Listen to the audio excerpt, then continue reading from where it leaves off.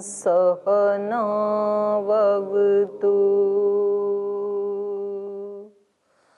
सहनौ भुनक्तु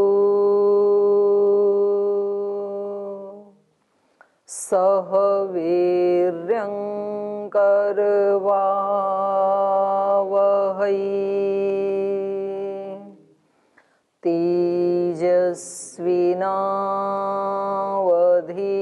तेजस्विनावधीतमस्तु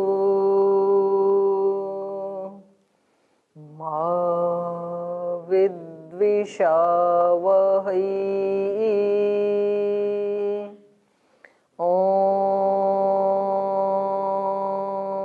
व्रतानां व्रतपते व्रतं चरिष्यामि तच्छकेयं तन्मे राध्यताम् इदमहमनृतात् सत्यमुपैमि ॐ शान्ति शान्ति शान्तिः।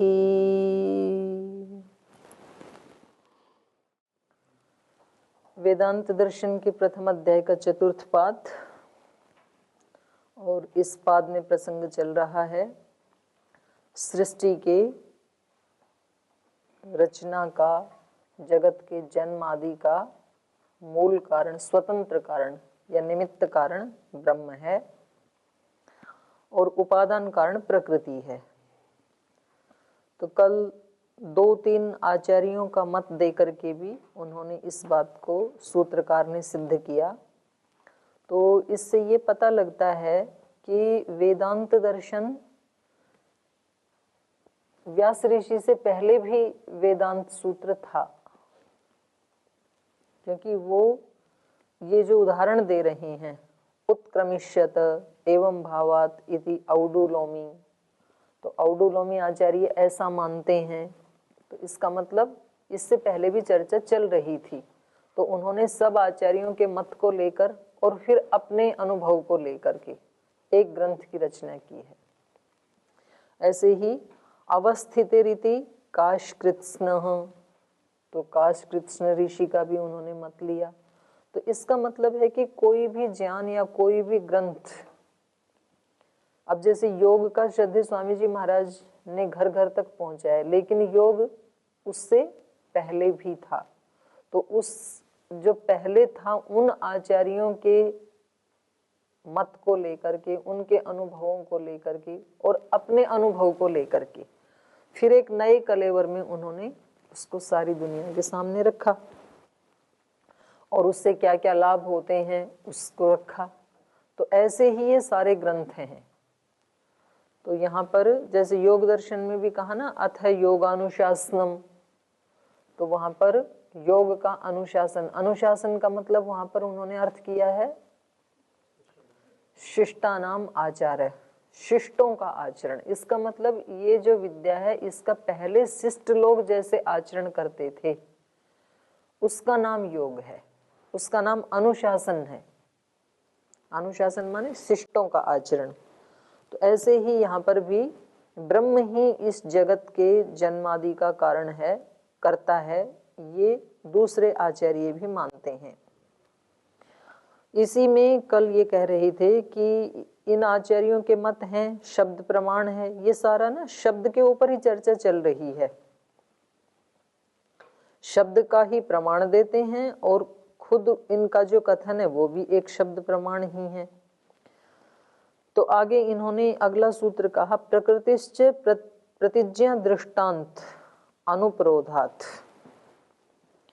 प्रकृतिश्च बोले हम ये नहीं कह रहे हैं कि केवल ब्रह्म ही संपूर्ण कारण है, प्रकृति भी कारण है, उपादान के रूप में प्रकृति भी कारण है। और इसका प्रतिज्ञा दृष्टांत अनुपरोधात, उपरोध कहते हैं बाधा को, और अनुपरोध माने बाधा रहितता अर्थात उपलब्धि, तो प्रतिज्ञा और दृष्टांत की भी उपलब्धि होने से ऐसे ही प्रतिज्ञाएं भी, प्रतिज्ञा मतलब किसी आर्ष पुरुष का कथन, वही प्रतिज्ञा है, शब्द प्रमाण, और ऐसे दृष्टांत भी मिलते हैं। प्रतिज्ञा और दृष्टांत की उपलब्धि होने के कारण, अबाधा होने के कारण ब्रह्म ही जगत का निमित्त कारण है और प्रकृति उपादान कारण है।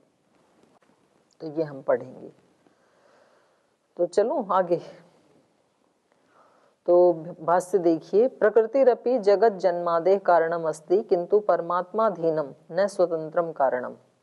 प्रकृति भी जगत के जन्मादि का कारण है, लेकिन वो परमात्मा के अधीन है, स्वतंत्र कारण नहीं है। जगतः कारणम कथम इति उच्यते, कह रहे हैं कैसे जगत का कारण है वो प्रकृति, तो कह रहे हैं प्रतिज्ञा दृष्टांत अनुप्रोधात, प्रतिज्ञायाः और दृष्टान्तस्य च उपलभ्यमानत्वात्। इसकी प्रतिज्ञा माने ऐसे कथन भी मिलते हैं और ऐसे दृष्टांत भी उपलब्ध हैं शब्द प्रमाण में। प्रतिज्ञा तावत, प्रतिज्ञा कहाँ है, तो कहा देखो ये कठोपनिषद में प्रतिज्ञा की है, यह एष सुप्तेषु जागर्ति कामम कामम पुरुषो निर्मिमाण तदेव शुक्रम तद ब्रह्मा। जो सोए हुओं में भी जागता है, तो सोए हुए का मतलब क्या लिया गया है, प्रलय अवस्था, जिस समय जीवात्माएं भी प्रसुप्त अवस्था में है और मूल प्रकृति भी प्रसुप्त अवस्था में है। तो उस सारे सोए हुए वातावरण में एषः जागृति, ये ब्रह्म जागता रहता है। और कामम कामम पुरुषः निर्मिमाण, और जैसा ये इस संकल्प करता है, कामम माने संकल्प, उस संकल्प के अनुसार पुरुषो निर्मिमाण, इस पुरुष के भोग साधनों को, सृष्टि को निर्मिमाण, निर्माण कर रहा है, बना रहा है, निर्माता है उसका। तदेव शुक्रम तद ब्रह्म, उसको ही परम सामर्थ्य वाला ब्रह्म समझना चाहिए। ये कठोपनिषद का वचन है। तो ये 258 ये एड्रेस यहाँ इस पे गलत हो गया था, 58 है ये। अत्र वचने सुप्तेषु जागृति, यहाँ पर जो सुप्तेषु जागृति ये जो वचन कहा, ये जो प्रतिज्ञा की, इसका मतलब क्या है, प्रलय वेलायाम परमात्मा जागृति, जो प्रलय अवस्था है उसमें केवल परमात्मा जागता है। तस्मिन् जागृति केचन सुप्ता इति च उक्तम, तो वो जो प्रलय अवस्था है, तस्मिन् जागृति, उसमें जो जागता है, केचन सुप्ता इति, कुछ वहां पर सोए हुए हैं। सोए हुए कौन है, प्रकृति और जीवात्माएं। तर्हि सुप्तानाम सत्ता तद भिन्ना सिद्धति, कुछ सोए हुए हैं और उनमें ब्रह्म जगा हुआ है, तो ब्रह्म से अतिरिक्त भी कोई सत्ता स्वीकार की जा रही है ना। सोए हुओं की सुप्तानाम सत्ता, वो कैसी है, तद भिन्ना, वो उस ब्रह्म से भिन्न है, अतिरिक्त है, ये सिद्ध होता है। तदेवं प्रकृति ही सुप्ता, तो सुप्त अवस्था में कौन है उस समय, प्रकृति। और जीवाश्च सुप्ता, और जीव भी सोए हुए हैं। तेषु सुप्तेषु परमात्मा जागृति, तस्मात् सृष्टे प्रांग न केवलम परमात्मा किंतु तद भिन्नम प्रकृत्याख्यम अव्यक्तम अपि जगतः कारणम अस्ति। इसलिए कहते हैं कि सृष्टि प्रांग, सृष्टि के आदि में, न केवलम परमात्मा, केवल परमात्मा ही कारण नहीं है सृष्टि का, किंतु तद भिन्नम प्रकृत्याख्यम अव्यक्तम अपि, प्रकृति नाम का जो अव्यक्त प्रकृति है वो जगत का कारण है, जगतः कारणम अस्ति। कामम कामम निर्मिमाणः इति वचनम च अन्यतपि निर्मातुम भिन्नम वस्तु अपेक्षते, क्योंकि जैसा वो चाहता है, कामम जैसा उसका संकल्प है, कामम निर्मिमाण है, वैसे ही भोग साधनों को वो निर्मिमाण है, बनाता हुआ। तो कह रहे इस वचन में अन्यतपि निर्मातुः भिन्नम, एक तो निर्माता हो गया, जैसा संकल्प करता है वैसा वैसा वो बना लेता है, तो एक तो संकल्प करने वाला और बनाने वाला हो गया, और फिर जिस रॉ मटेरियल से वो बनाता है तो वो भी तो होना चाहिए ना। कुछ बनाने के लिए, बनाने वाला तो कुम्हार हो गया, पर वो जिससे बनाएगा वो मिट्टी भी तो होनी चाहिए। तो इसलिए ये कह रहे हैं निर्मातुर भिन्नम वस्तु अपेक्षते, ये जो निर्माता है उससे भिन्न भी तो किसी वस्तु की अपेक्षा है ना। निर्मिमाण का मतलब ही ये है बनाता हुआ। यतो ही खलु एकाकिनी चेतने न कामः संकल्प संभवति, क्योंकि अगर ये चेतन अकेला ही हो ब्रह्म, तो अकेले इस ब्रह्म में तो न काम न संकल्प संभवति, काम या संकल्प, कामना संकल्प हो ही नहीं सकता है। जैसे हमारे सामने कोई वस्तु होगी तभी तो ये संकल्प आएगा कि इसका कुछ बनाएं या इसको खाएं या इसको जमीन में बो दें, जब कुछ है ही नहीं, कुछ भी नहीं है। आत्मा के साथ शरीर होगा तभी तो कोई संकल्प उत्पन्न होगा कि इस शरीर से साधना करूं या इस शरीर को मैं नहलाऊं, खिलाऊं, सुलाऊं। जब शरीर है ही नहीं आत्मा के पास, आत्मा अकेला है, तब क्या संकल्प करेगा? ठीक है, तो संकल्प के लिए दूसरा होना जरूरी है ना। यतो ही खलु एकाकिनी चेतने, एकाकी इस चेतन में न कामः न संकल्प संभवति, कोई कामना या संकल्प संभव ही नहीं है। यदा ही स्वतः भिन्नम वस्तु पश्यति, जब ये चेतन अपने से भिन्न किसी वस्तु को देखता है, तदा तत्संबंधे, तब उस वस्तु के संबंध में संकल्पस्य प्रादुर्भाव प्रसंगो भवति, तब संकल्प के प्रादुर्भाव का प्रसंग होता है, न अन्यथा। अगर कुछ भी उससे अलग नहीं हो तो फिर संकल्प नहीं हो सकता है। तथा निर्मिमाण इति कथने, तो ऐसा जब हम मानेंगे तो निर्मिमाण इस कथन में स निर्माता कर्ता, वो ब्रह्म तो निर्माता है, निर्माता माने करता है। प्रतिज्ञातः तद भिन्नया उपादान भूतया प्रकृत्या भवितव्यमेव, और जब ये प्रतिज्ञा है निर्मिमाण, कामम कामम निर्मिमाण प्रतिज्ञा है, तो उस प्रतिज्ञा से तद भिन्नया उपादान भूतया, वो जो प्रतिज्ञात है कर्ता निर्माता, जो जानने वाला है, बनाने वाला है, इसका करता है, तो वो किससे बनाता है? तद भिन्नया उपादान भूतया प्रकृत्या, उससे भिन्न उपादान भूत प्रकृति भवितव्यमेव, होनी ही चाहिए जिससे वो बना रहा है। तस्मात् प्रकृतिरपि जगत कारणम इति सिद्धम, इसलिए ब्रह्म के साथ साथ प्रकृति भी जगत का कारण है, ये सिद्ध होता है। क्योंकि वो प्रकृति ही प्रक्रियते, प्रक्रियते माने विकृति रूपे नियते ही एषा, माने विकार रूप में ले जाया जाता है जिसको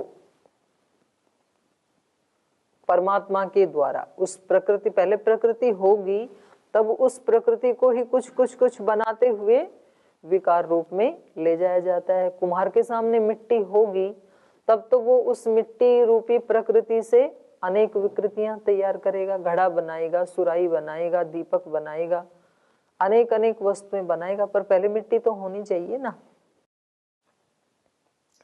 प्रक्रियते विकृति रूपे नियते ही एषा तेन निर्मात्रा परमात्मना, एषा इस प्रकृति को तेन परमात्मना निर्मात्रा, उस निर्माता परमात्मा के द्वारा विकृति रूपे नियते, इस प्रकृति को ही विकृति रूप में ले जाया जाता है, माने अनेक अनेक प्रकार की सृष्टि उससे बनाई जाती है।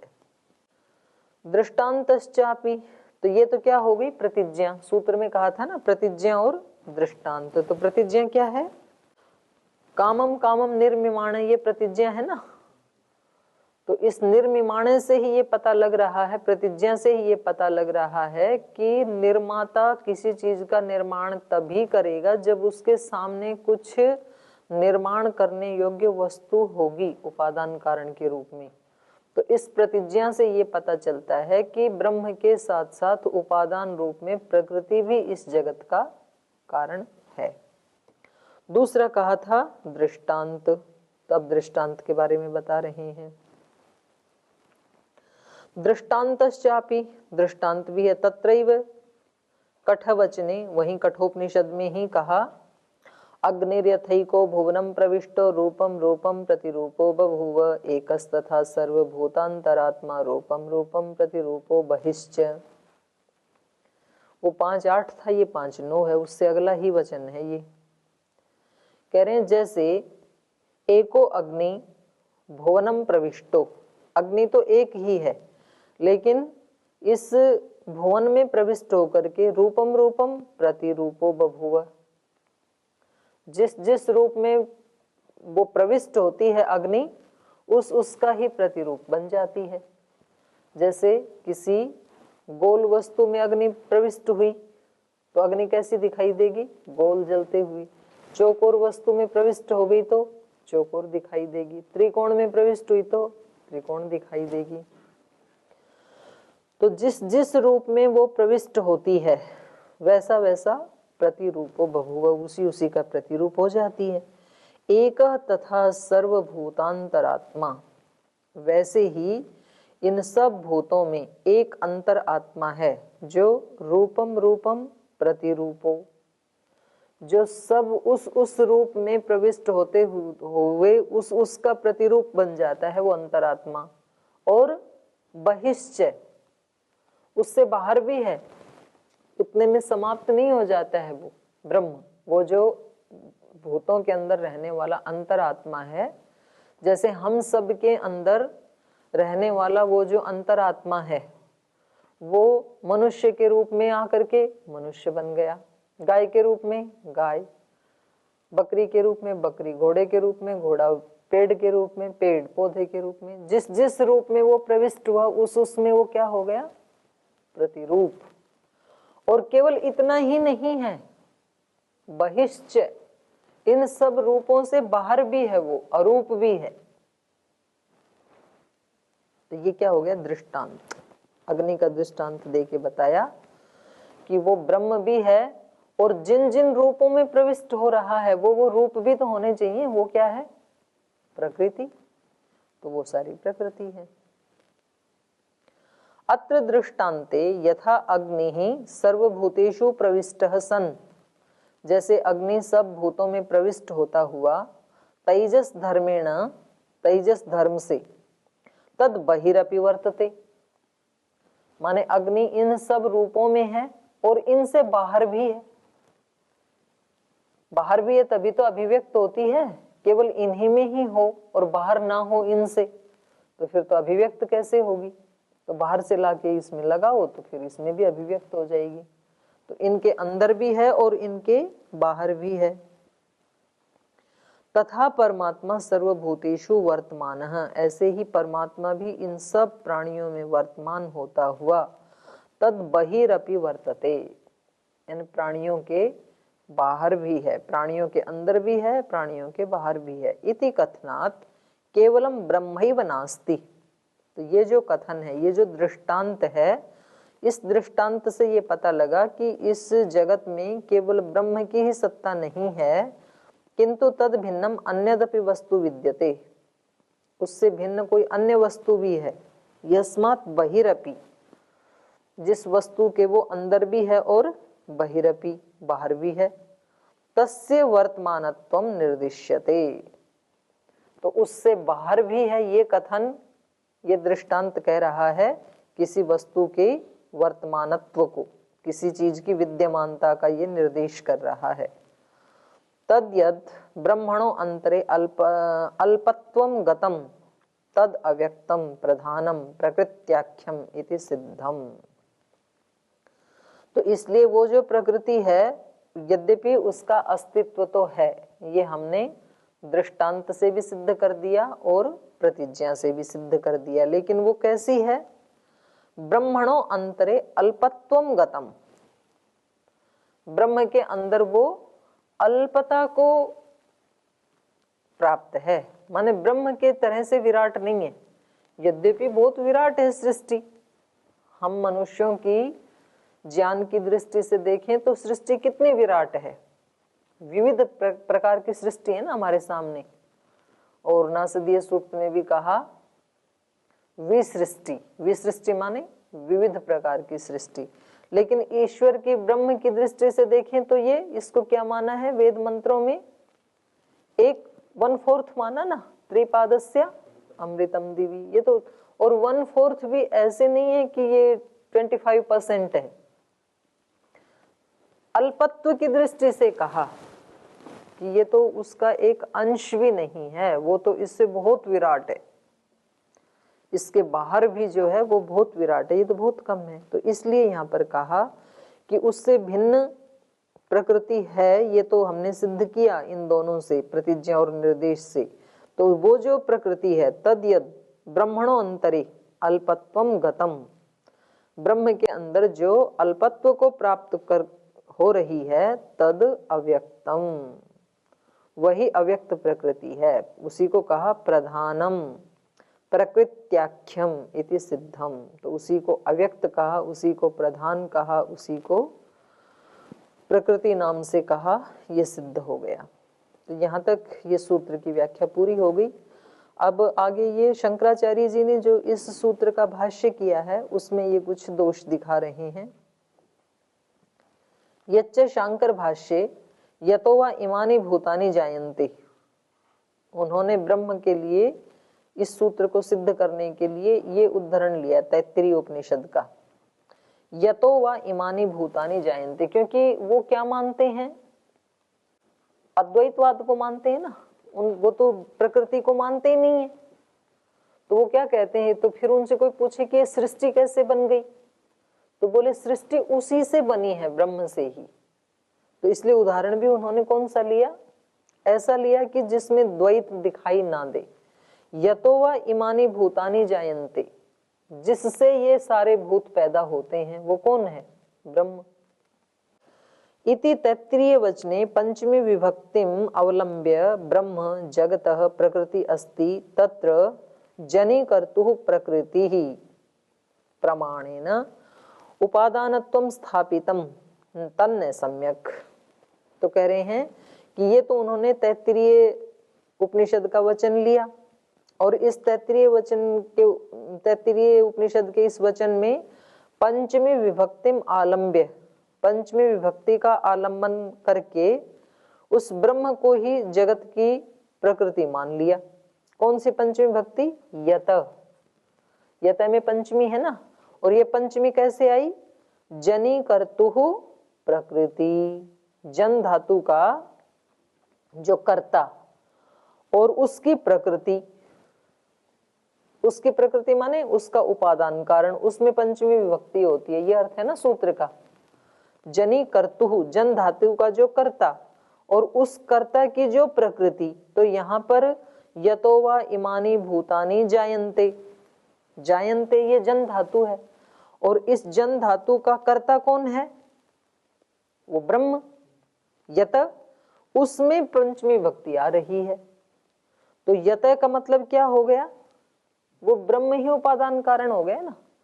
और सूत्र उन्होंने प्रमाण भी दे दिया शंकराचार्य जी ने कि देखो जनी कर्तुः प्रकृति, उसकी प्रकृति, तो प्रकृति इस सारे जगत की क्या हो गई, ब्रह्म ही हो गया, क्योंकि यत में पंचमी विभक्ति आ रही है और ये जन धातु का कर्ता है, और सूत्र कह रहा है जन धातु का जो कर्ता और उस कर्ता की जो प्रकृति, उसमें पंचमी विभक्ति आती है। ऐसा उन्होंने वहां पर अर्थ करके इसको सिद्ध कर दिया कि वो ब्रह्म ही इस जगत के रूप में परिणत हो रहा है, ब्रह्म ही इस जगत की प्रकृति है, उपादान कारण है।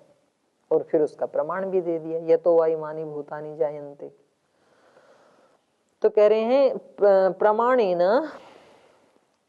प्रमाणेन अपादानत्वं स्थापितम तन्न सम्यक, यहाँ उपादानत्व होना चाहिए ना, उपादानत्व को स्थापित कर दिया उन्होंने, तन्न सम्यक, वो सम्यक नहीं है, क्योंकि अन्यत्रपि पंचमी दर्शनात्, कह रहे हैं कि केवल पंचमी का विधान करने वाला एक ही सूत्र थोड़ी है, जनी कर्तु प्रकृति ही थोड़ी ही है, अन्यत्र भी तो पंचमी विभक्ति दिखाई देती है ना। जैसे आदित्या जायते वृष्टि ही, आदित्य से वृष्टि होती है, तो यहाँ पर ऐसे थोड़े ही है कि आदित्य उपादान कारण है, आदित्य से जो वृष्टि उत्पन्न हो रही है, जायते जो जन धातु है, उसका जन धातु का जो कर्ता और उस कर्ता की जो प्रकृति, तो उस कर्ता की प्रकृति क्या है? आदित्य। तो यहाँ आदित्य में जो पंचमी हो रही है वो जन धातु के कारण थोड़ी हो रही है, उसकी प्रकृति थोड़ी है। सूर्य से कोई बारिश थोड़ी होती है, निमित्त बनता है वो वृष्टि में, तो निमित्त में पंचमी हो रही है ना। आदित्या जायते वृष्टि ही, और आगे एक वेद का भी दे रहे हैं प्रमाण, तस्मात् यज्ञात् सर्वहुत ऋच सामानी जज्ञेरे। तस्मात् तो यहाँ भी पंचमी हो रही है, यज्ञात् यहाँ भी पंचमी हो रही है। तो कह रहे तत्र वचने अपि न केवलम जायमानत्वम निर्दिष्टम। तो ये भी ऊपर जो वचन दिया था ना, यतो वा इमानी भूतानि जायन्ते, तो इस वचन में न केवलम जायमानत्वम निर्दिष्टम, केवल जायमानत्व उत्पन्नत्व ही केवल निर्दिष्ट नहीं किया जा रहा है, एक अलग बात कह रहे हैं। एक तो खंडन किससे किया इन्होंने कि पंचमी विभक्ति केवल जनि कर्तु प्रकृति से ही नहीं होती है, अन्यत्र भी अन्य भी कई प्रकार की हेतु आदि में पंचमी विभक्ति आती हैं। जैसे आदित्या जायते वृष्टि, आदित्य के निमित्त से वृष्टि होती है, तो आदित्य उसमें क्या बनता है? निमित्त।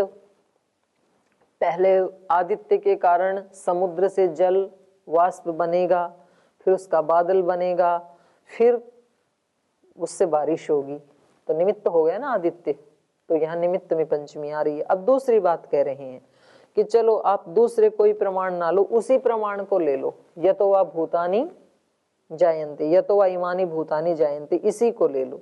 तो कह रहे हैं इस वचन में भी केवल इतना ही थोड़ी कहा है जायमानत्व ही, यतो वा इमानि भूतानि जायन्ते, आगे बोलो, उसमें फिर रहते भी हैं, ये न जातानि जीवंती यत प्रयंती अभिसंविशंति।